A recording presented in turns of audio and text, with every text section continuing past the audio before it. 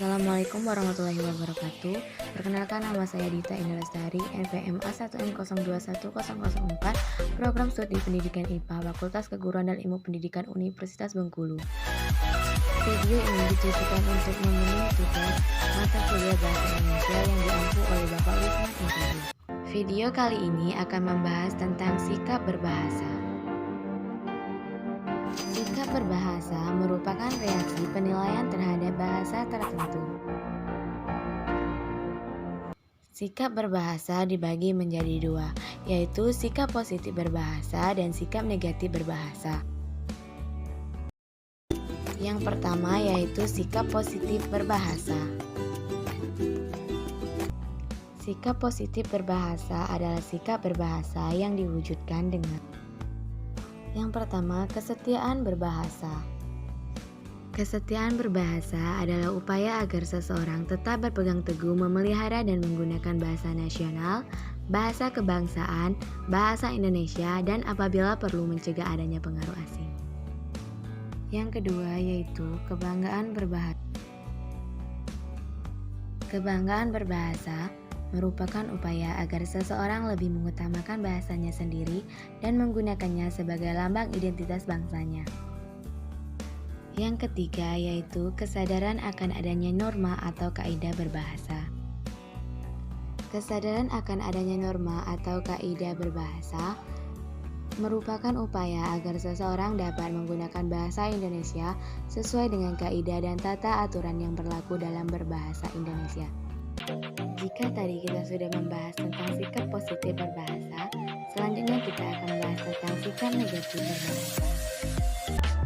Sikap negatif berbahasa adalah sikap yang menunjukkan seseorang lebih menghargai bahasa asing dibandingkan bahasa nasional bangsanya.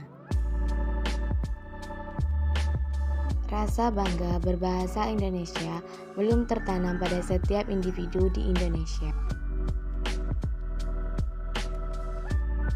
Rasa menghargai bahasa asing masih terus tampak pada sebagian besar bangsa Indonesia. Mereka menganggap bahwa bahasa asing lebih tinggi derajatnya daripada bahasa Indonesia. Fenomena negatif yang masih terjadi di tengah-tengah masyarakat Indonesia, misalnya, banyak orang Indonesia dengan bangga menunjukkan kemahirannya menggunakan bahasa Inggris, walaupun mereka tidak menguasai bahasa Indonesia dengan baik. Banyak orang Indonesia merasa malu apabila tidak menguasai bahasa asing, misalnya bahasa Inggris. Tetapi tidak pernah merasa malu dan kurang apabila tidak menguasai bahasa Indonesia. Banyak orang Indonesia menganggap remeh bahasa Indonesia dan tidak mau mempelajarinya karena merasa dirinya telah menguasai bahasa Indonesia dengan baik. Banyak orang Indonesia merasa dirinya lebih pandai daripada orang lain karena telah menguasai bahasa asing, misalnya telah menguasai bahasa Inggris dengan fasih, walaupun penguasaan Indonesianya kurang sempurna. Akibat lanjut yang timbul dari kenyataan-kenyataan tersebut antara lain: yang pertama yaitu banyak orang Indonesia lebih suka menggunakan kata-kata, istilah-istilah, dan ungkapan-ungkapan asing. Padahal kata-kata, istilah-istilah, dan ungkapan-ungkapan itu sudah ada padanannya dalam bahasa Indonesia, bahkan sudah umum dipakai dalam bahasa Indonesia. Misalnya, sering kita dengar masyarakat Indonesia mengatakan kata airport, padahal kata ini sudah ada padanannya dalam bahasa Indonesia, yang berarti lapangan terbang atau bandara. Banyak orang Indonesia menghargai bahasa asing secara berlebihan, sehingga ditemukan kata dan istilah asing yang sangat asing,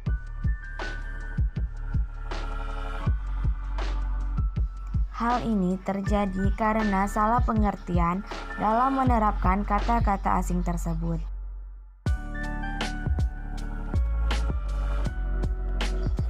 Misalnya, kata yang sering kita jumpai, yaitu syarat. Padahal, kata itu cukup diucapkan dan ditulis dengan syarat tanpa memasukkan huruf Y pada kata tersebut. Banyak orang Indonesia belajar dan menguasai bahasa asing dengan baik, tetapi menguasai bahasa Indonesia apa adanya. Terkait dengan itu, banyak orang Indonesia yang mempunyai bermacam-macam kamus bahasa asing, tetapi tidak mempunyai satupun kamus bahasa Indonesia. Mari kita sebagai warga negara Indonesia menjunjung tinggi bahasa nasional kita, yaitu bahasa Indonesia, lestarikan bahasa daerah dan pelajari bahasa asing sebagai bahasa pergaulan dunia.